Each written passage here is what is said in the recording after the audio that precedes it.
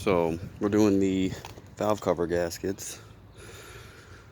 Then we're going to do the EGR gasket. Check these crankcase hose. Check the trans fluid for them. But anyway, as you can see here, this is where obviously the intake sits up here. But you can see, look at this. How much oil is built up down here that's just coming out of this gasket. It's getting all over the injectors. But what it does is that it covers your coils. It gets them wet.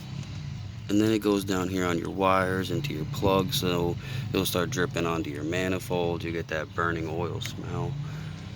So we're going to take care of all that. Look at the front here. How bad that is. And then the idler tensioner pulley, these always go bad, and as you can tell, you can see the wear on it, and as you feel with your fingers, it's just bad, making a whining sound also.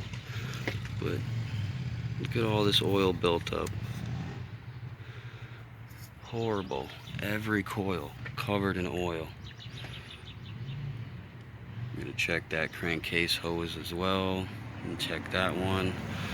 Make sure we got no leaks on them, but we're gonna take care of all this and get this all cleaned up. No more oil leaks. And what happens with this is that it will cause misfires or a certain cylinder misfire detection.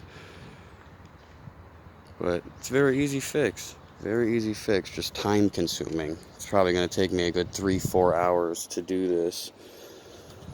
So when we're done, we'll put it on, have you updated. But the tools needed for this are very easy. Just a T30 Torx bit, and then the E10 inverted